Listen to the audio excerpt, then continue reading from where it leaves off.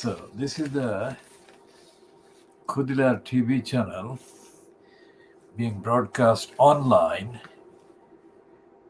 on the internet from London, UK within quotation marks. And this edition is being started about, let's check the exact time roughly. And it's 17:20, but the front says, the banner says 17:30, but we're starting about 10 minutes earlier than is shown there.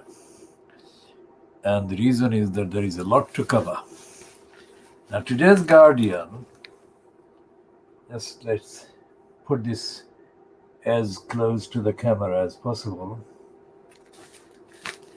And it reads, revealed true scale of the cash crisis facing councils.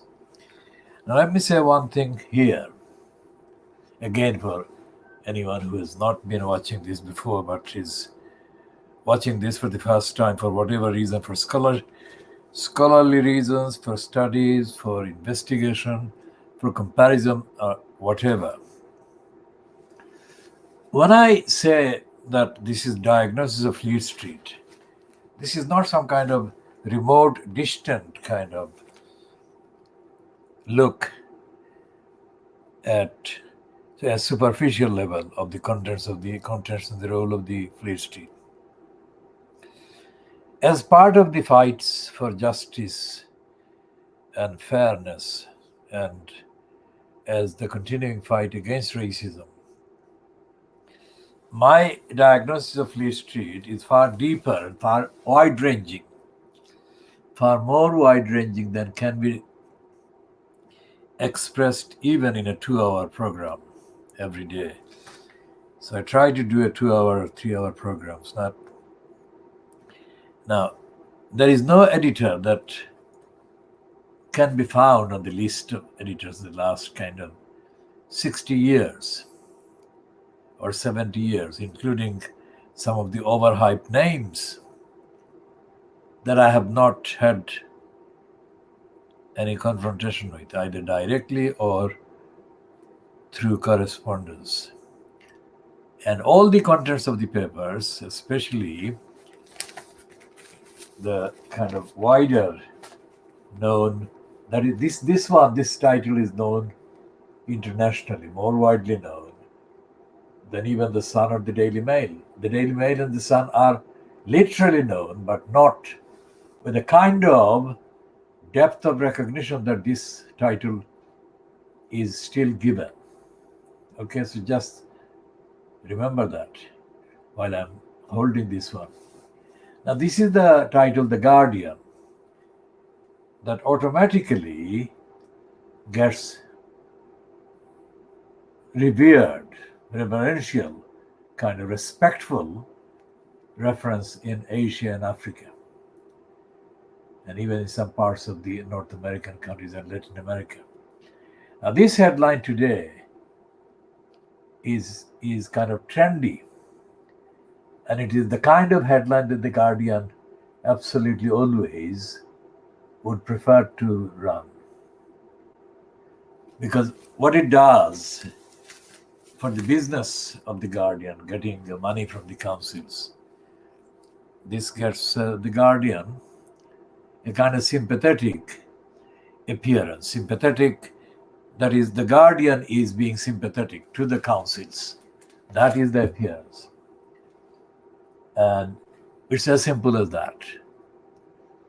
And the Guardian has also, in terms of the councils, been, for that reason, connected with the purpose. The purpose to appear sympathetic to the councils. And more often than not, even when there is a kind of Labour Party fronted government in post, local councils have been struggling. According to this narrative, local councils have been struggling financially. And there is constant continuing tension between the local councils and local councils pleading for more money. And the central government, whatever the color politically, whether it's Labour or Conservative, has always been in denial. And anyone who is familiar with the kind of tension and the confrontation would know what I'm talking about. But in order to talk about Shamima Begum, whose picture is on the top right corner of this screen that you are watching. Now that girl, we have adopted her today, or we have announced her being adopted by our movement as the representative of the campaign in terms of representation, in terms of who is the victim of the injustice. Injustice perpetrated even today by the Tar Hamlets local council, where Shamima Begum was born in Tar Hamlets, or if not born, mainly she was raised in Tar Hamlets until she got mislaid, if you like, or got misled in February 2015. So for 15 years, this child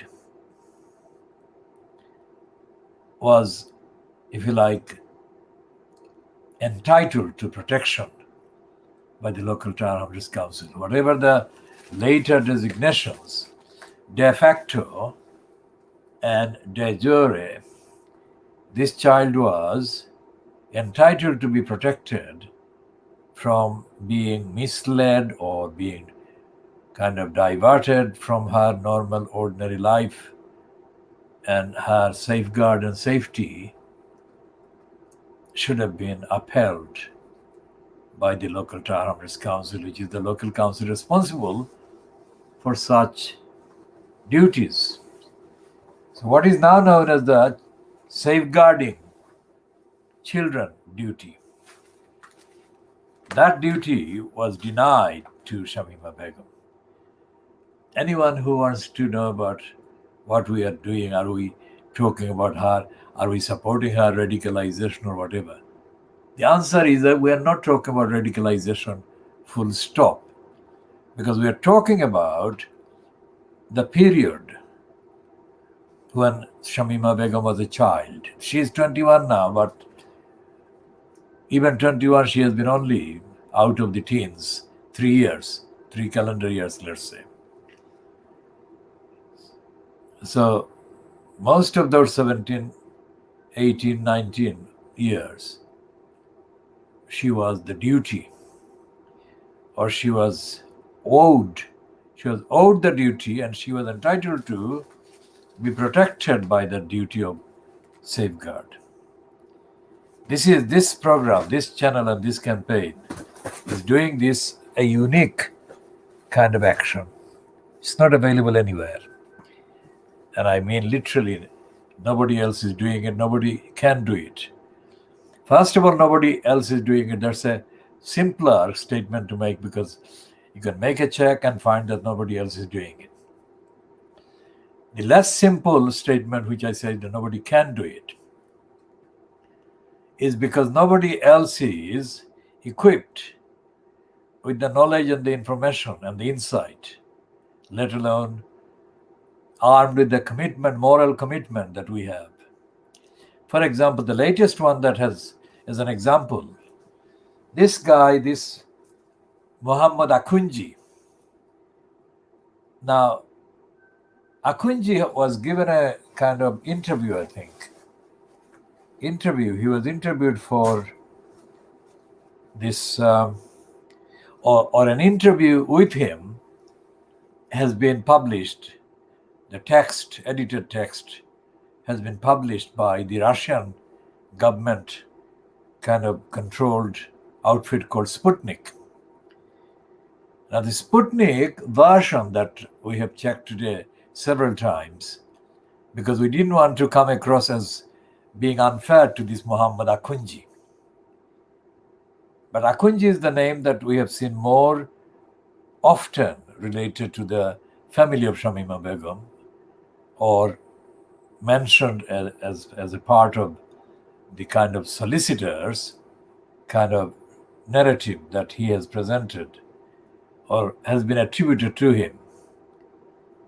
But looking carefully at the contents of his kind of interview, wherever he was interviewed, the text that we have seen as published by the online version of Sputnik, the Russian kind of publisher, shows that Akunji doesn't understand. Akunji doesn't understand what justice is about, what international law is about, what UK human rights law is about, or what the framework of human rights is legally. So Akunji is a registered solicitor without a doubt, but Akunji doesn't have a clue. Now we are saying to Akunji in this statement, if he disagrees, he must contact us, because we have sent him information before and he has not communicated back. So there is a form that he won't contact us. But if he does, he must understand what we are prepared to accept and what we are not prepared to accept. We shall not take any bullshit only because Akunji is a registered solicitor, so-called, because we know more than the registered solicitor, any registered solicitor. So Akunji should not play and games, and we should not be wasting our time. We accuse all the licensed law traders, Akunji included, of having neglected or failed to make an issue of the Tar Hamlets Council's safeguarding duties. It doesn't matter that the Supreme Court has ruled. We have no time for the Supreme Court because it doesn't matter. The Supreme Court itself has disqualified itself from having any claim to being an objective court of law. Now we shall deal more with the Akunji inaccuracies and kind of confusion. Akunji's statement, as published by Sputnik, shows that he is very keen to stay stuck with the bureaucracies of the court system. And the scattergun example or imagery he has used shows that he is admitting that he and his colleagues, who are not named, are clueless. He says that they're following this, or there is a kind of likelihood of the need to employ the scattergun tactic so that one or two might stick. This is ridiculous. What Shamima Begum has kind of undelivered to her yet is an explanation, number one, by Tar Hamlets Council of what law they were following when they betrayed her, when they didn't actually make any contact with her. As far as we know, there has been no contact with her during those years when she was a child, and during some of those years when she was definitely in contact with a person or more than one person. That included arrangements for her travel eventually. And secondly, since she was reported alive and even being in the camp, apparently controlled by the Syrians and the Kurds. I mean, there are Kurds have got at least 4 nationalities among these Kurds. There are Iranian Kurds, there are Iraqi Kurds, and now there are Syrian Kurds, and of course there are Turkish Kurds. In other words, Kurdistan, like in many ways Kashmir, is occupied by various countries other than a country called Kashmir itself. So When the reports began to be confirmed, or when confirmed reports were published that Shamima Begum was being kept in a prison like that, whatever the actual details of the occupiers or the controllers of the prison or prison camp are. So after that information became public and accepted as reliable, what action, if any, has Tower Hamlets Council taken? This doesn't take a brain that is capable of producing instant kind of repairs to the aeroplane. The point is, this is obvious information, and safeguarding children duties are owed even after the facts. That is to say, even after the particular facts that could have been and should have been avoided or prevented by Tower Hamlets Council doing their safeguarding duties. What steps, if any, has Tower Hamlets Council taken to find out about Shamima Begum, where she is now and where she has been since the report became known in February 2015? What has the Tower Hamlets Council done? This is something that Akhunji has not come across as asking or putting. If he has, then he should communicate to us by direct message, only evidential, factually, not provoking us into a confrontation with him, because we are not impressed by his record. He must understand what I am saying literally. He has not done most of the things that he should have done.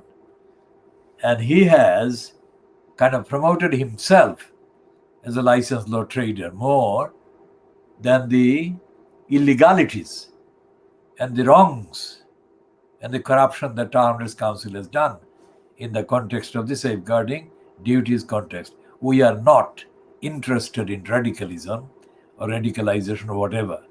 We are still treating this child, up to the age of 19,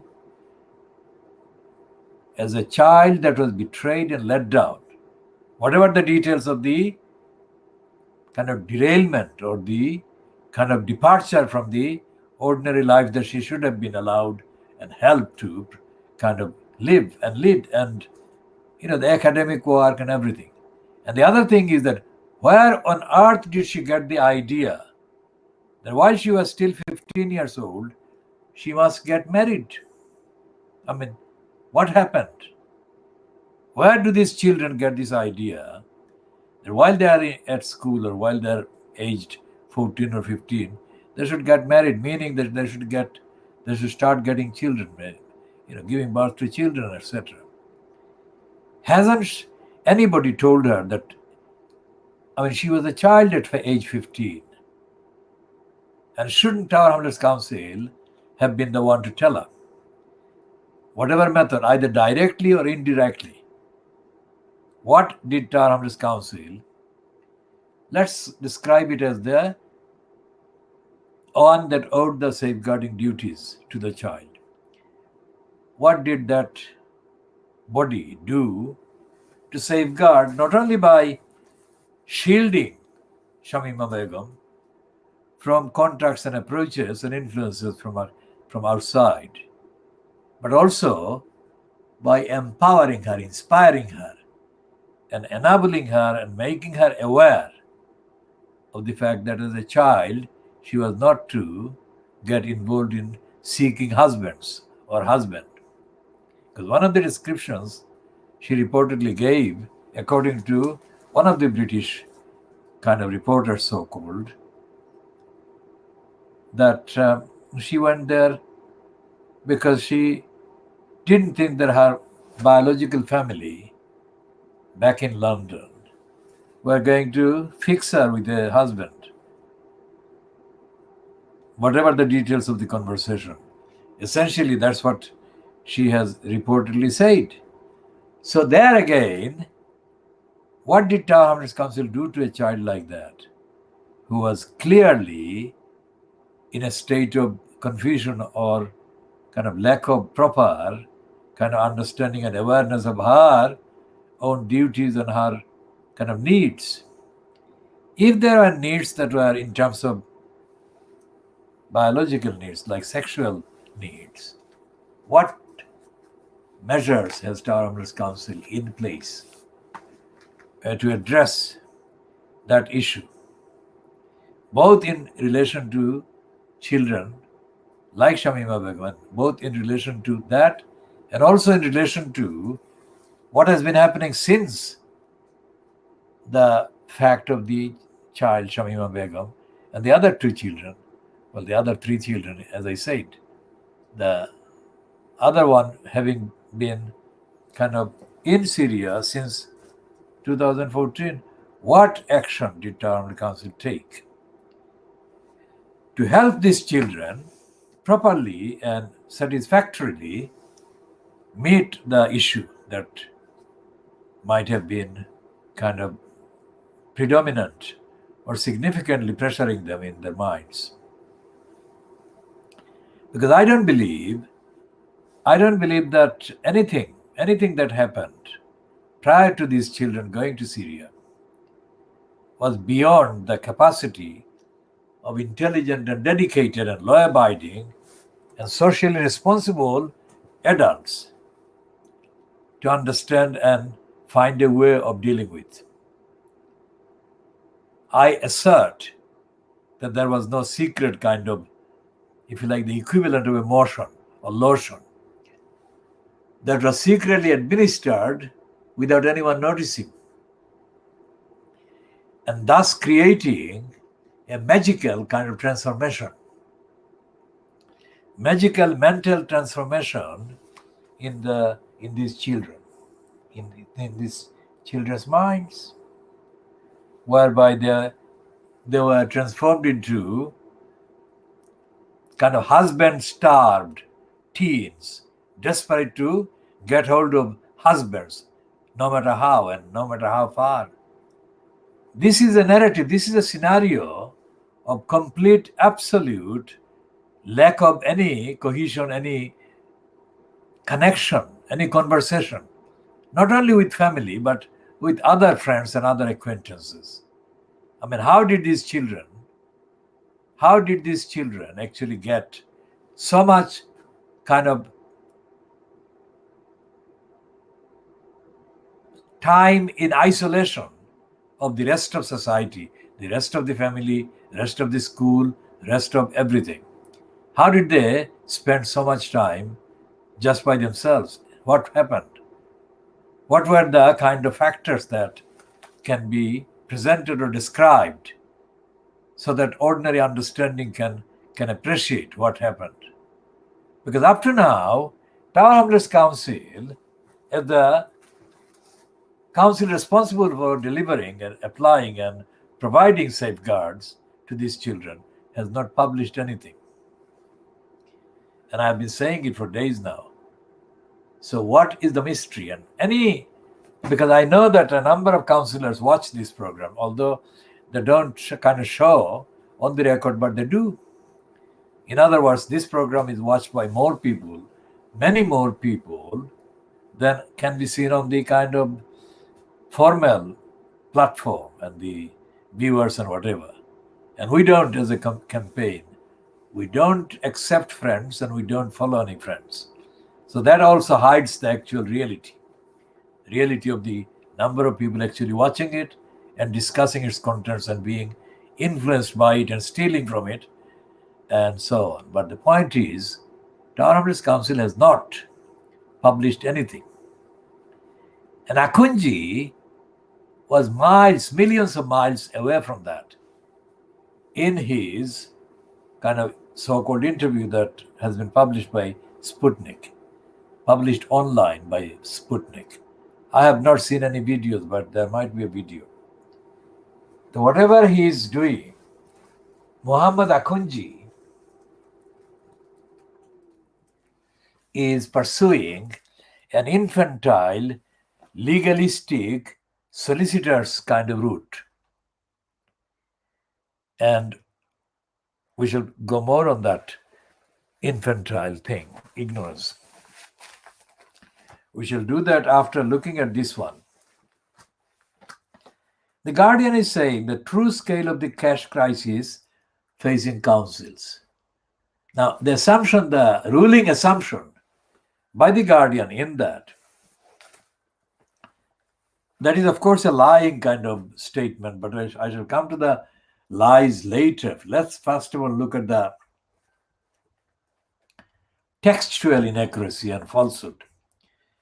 It says that the true scale of the cash crisis facing criminal councils. First of all, that this assumption that availability of any sum of money, any sum of cash that they are referring to, they are not actually mentioning exact kind of cash in relation to every council.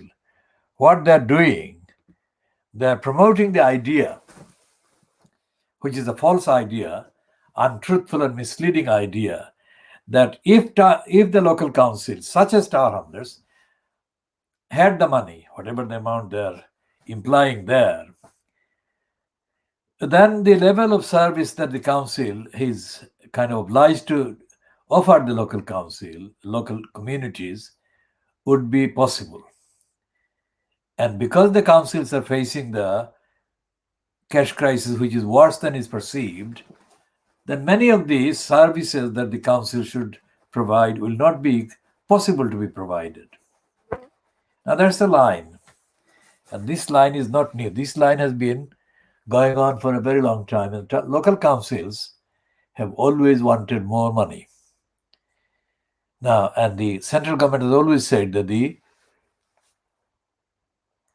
council's demand for the money, the amount of money, exceeds the capacity of that the central government has to meet that kind of demand, and also exceeds the need for the councils to make such demands. Now, of course, there are about 4 or 5 issues there. Let's deal with the assumption first. The assumption is that if there is this amount of money, X, Y, or Z, then all the services or most of the services would be possible to be delivered by the councils. And as the money is not available, the councils cannot be blamed for so many services being denied or not delivered to the point that it should be able to be delivered. And what that assumption is based on is the lie and the lack of kind of any obligation, the lack of acceptance of any obligation or any responsibility by the councils to be accountable for the use or misuse of the money that they do have. For example, the Tower Hamlets.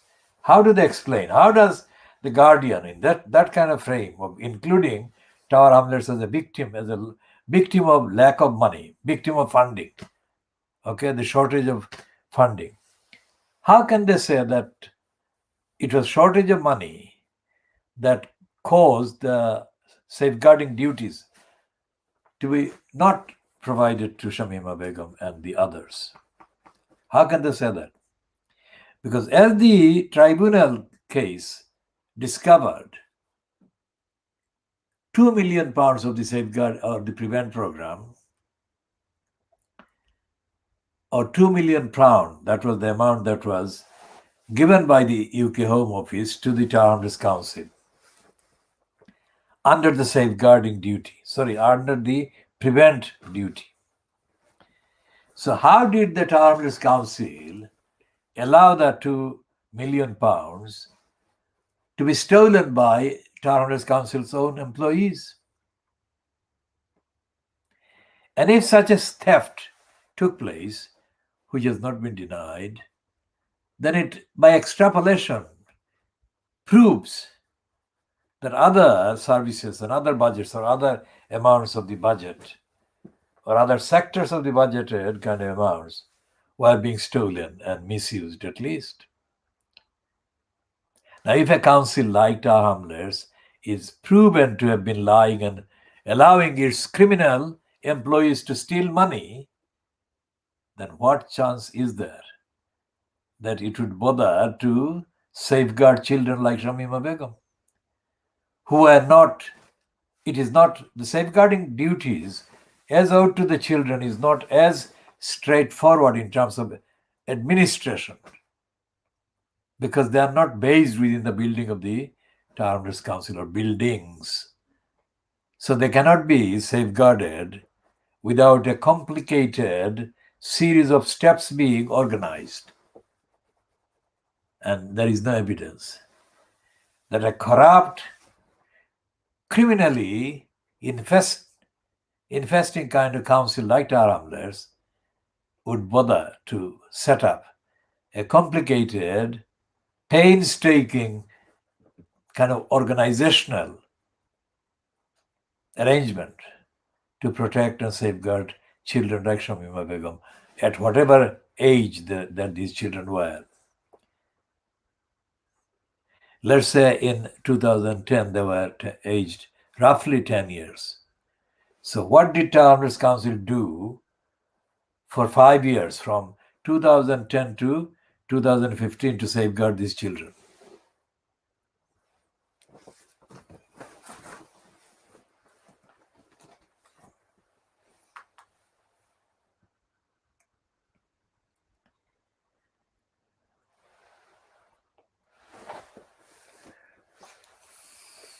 We're talking about the mentality, the mindset, the outlook, and the, of course, resource constraints of the Tower Hamlets Council, the limitations on the council in terms of resources. And that is where democracy comes in terms of delivering that kind of duties. If there were in place democratic audits and accountability, which was done objectively, independently, and truthfully and honestly, and by keeping in mind the impact of failing safeguarding duties, like has happened in the case of Shamima Begum and the 3 other girls that went from Tower Hamlets to Syria. Again, we emphasize we are not talking about radicalization. What we are talking about is the other side. What were the so-called anti-radicals doing? Anti-radicals being Tower Hamlets Council itself. What were they doing? And what was the evidence of any Tower Hamlets councillor was doing any of their own duties of safeguarding their electors and safeguarding the kind of rights that the electors had against Tower Hamlets Council? How are they monitoring the rights being actually delivered and the rights being the safeguarding children duties by the council? What did Tower Hamlets Council do to make sure that the safeguarding duties were being actually delivered? And when I said that, I put the emphasis on the elected councillors. What is their log? What log is there that can be publicly accessed and objectively examined of councillors' behavior and conduct and the time that they spent by getting paid money for this time they spent as councillors? Because anyone who knows about the councillors' jobs would also know that they enter kind of accounts of their activities, like what they did for a particular week or particular month or particular 3 weeks or particular 3 months or particular 6 months, what they did and how many times they charge the council, that is the public, for expenses under those extra things. How many times have they entered anything about safeguarding children duties? They don't, for data protection, they don't have to name any names. And we are not asking them to name names. What we are asking them to do is to give a simple, accountable, truthful kind of set of dates and timelines as to what they were doing on what dates and what they were doing in particular to ensure that Towners Council was delivering the safeguarding duties. Remember, this is a world exclusive diagnostic examination as part of the wider campaign that we have launched for justice for the children, Shamima Begum and the other three girls. And from today onwards, our movement has adopted Shamima Begum as the symbolic child of the campaign for justice. And we shall be elaborating on that in due course as and when necessary.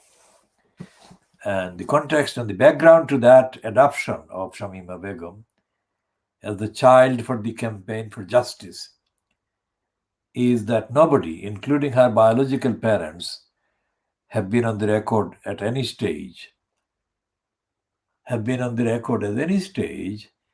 as expressing full sympathy and solidarity with this child as a child who took away the innocence of these children, who allowed the snatching of the child Shamima Begum and the replacing of the child Shamima Begum in February 2015 as the so-called jihadi bride or jihadi bride, would-be jihadi bride or whatever. Remember what you were witnessing and what we are saying. In comparison with the jumble that Mohammad Akunji has presented, as reported by the Sputnik, we are setting out very clearly the duties and the impact and the consequences. Who snatched Shamima Begum's childhood from her in the period, say, between October 2010 and February 2015? Which councillor has got what excuse for not saying why they have been silent? But the fact is that they have been silent, as well as the known members of the family, in terms of coming forward with any independent original claim or demand of their own about and on behalf of these children, including Shamima Begum. Not only that, the wider so-called community, the Bangladeshis, the wider so-called Muslim community, doing business in the name of the religion and being based in various mosques and mosque-related places and projects, what have they been doing to even ask for any understanding for this child, for these four children, Shamima Begum and the other three? If they have not spoken in solidarity in that way and in sympathy for these children, what evidence of wrongdoing by these children have they got to make any excuse for them abandoning these children and failing these children? And the other kind of front to this series of original campaign questions by us includes this below one. What relationship in terms of career and in terms of any benefits like being given grants or whatever by Tower Hrs Council have these so-called Bangladeshi community Muslim leaders been silent? What other corrupt deal have they had with the council? So that they would not say anything, ask any questions about what was there the council's excuse for not standing up to these children, up for these children and safeguarding them. Because Shamima Begum is the only known one who is alive, or the only one who is known to be alive currently. She has been giving some kind of limited, but some kind of comments that have been reported by the small number of British media people that claim to have met her. But she is a child. I mean, she is still a child mentally because she has had no experience of due process, let's say. The things that they have reported and attributed to her show a very twisted kind of idea. And there is no explanation.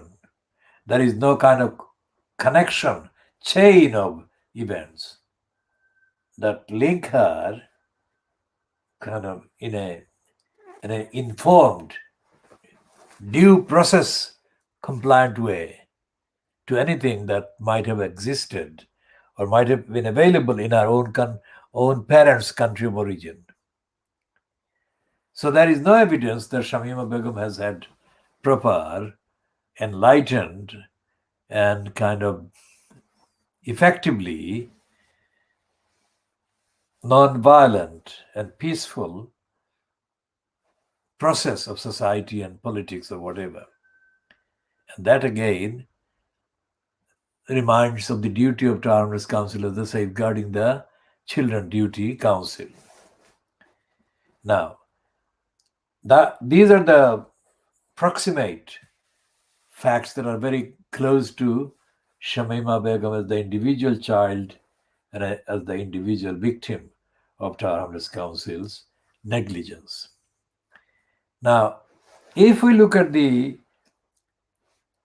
totality of Tolerance Council's relationship with various duties it owed to society, owed to people, and owed to kind of the objective field of monitoring, if you like, accountability seekers, we can find that Tolerance Council fails on every count. And the fact that there is no accountability kind of machine or process active at the time, most of Tolerance Council's failures in relation to the other topics, other duties, also remain unknown. So therefore, what we are asking Tolerance Council to do an akunji, to deliver on, what questions has he asked Tolerance Council, while allegedly acting on behalf of Shamima Begum's kind of family, so-called, let's say, because we don't know the details of the instruction, but whoever formally signed the kind of formality and instructed him obviously did that in ignorance. And this Lal Babu or whatever, the so-called Muslim ex-metropolitan policeman who has appeared quite a few times as speaking on behalf of Shamima Begum's family, has been a betrayal as well. What on earth has he been kind of doing? How did he ever get to a position where he could call himself a friend of Shamima Begum's family? I mean, he comes nowhere near from anywhere near where Shamima Begum's biological parents come from, nor does he come from anywhere near the whole of the place of origin where most of Bangladeshis from Sylhet come from. Because this is a name, very weird, very strange name. The name is fully a Hindu name, not a Muslim name. This is not an expression against Hindu people because I'm trying to establish the factual connection. What is the connection between such a person with a Hindu name claiming in public to the stupid British media that he is a friend of the family?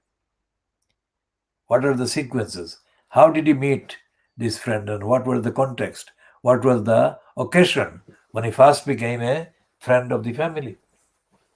It suggests that he was employed by the state or the metropolitan police as a spy on the family, as a kind of spy who pretended to be sympathetic to them, but who was actually collecting evidence that other people would not be able to collect.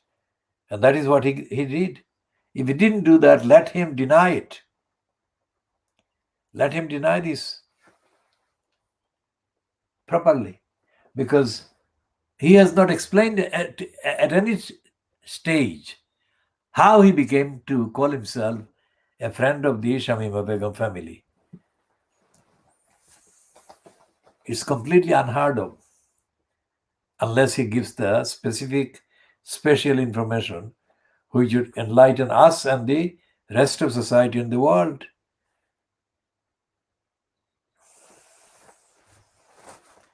Because he's described, very funny, he's described as a former metropolitan policeman. He's not that old. This is too much of a coincidence. He surfaces as a former policeman and he surfaces as a friend of the family whose pattern of contacts, the people who are Shamima Begum's biological family do not have any contacts with Metropolitan Police personally. Absolutely not. So how did this one, Dal Babu or Lal Babu, transform himself into a friend of that family whose kind of presence on a social kind of level in the community was practically nil? So we want the information, and we want that in a direct message, but not as a troll, not as a kind of pretext to start a confrontation with us. We don't want a confrontation, and we're not looking for one, but we want the evidence, and we want justice for Shamima Begum and the other children. And what is happening here in the news front about Shamima Begum, there is hardly anything that says anything good about her. By that we mean the two items published, quite apart from that Sputnik thing, which gives almost based on the alleged statements by Akunji. There are two, one is based in Wales and one is based in Oxford. And these are supposed to be kind of off the beat, if you like, off beat, and off the Fleet Street beat, and off the beat of the mainstream media in Britain.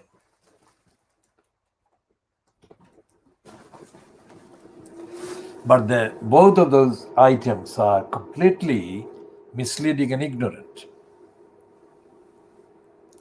They are not informed. And those are the ones that are being produced repeatedly as results when you search the main search engine, the Google, for latest news about Shamima Begum.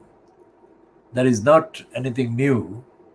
And the newest one, as I said, we discussed about the one that referred to or was based on promoting Muhammad Akunji. It's on Sputnik. So the Sputnik piece is a kind of not substantial, therefore not important, except as a reference. And the Welsh one, that has actually carried a completely stupid piece. It's not original. And the other one from Oxford is also not original and completely stupid and ignorant.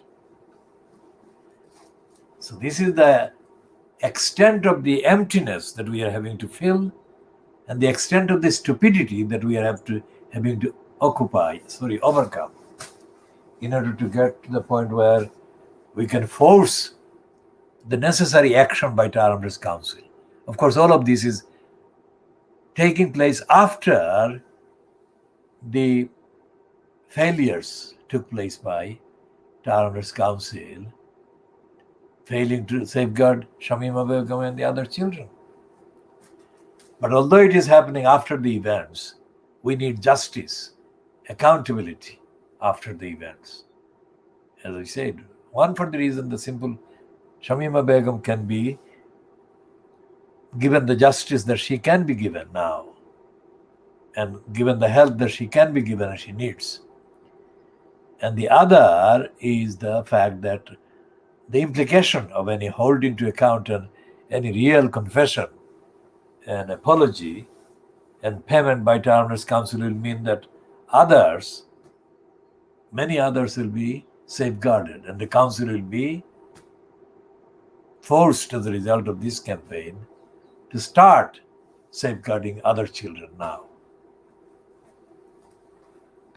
So what we shall be doing is continuing with this, with due updates, and we are ending this particular part, which is part B, at 10 minutes past 6. 10 minutes past 6, or 11 minutes past 6, 18:11 GMT on Wednesday, the 10th of March 2021.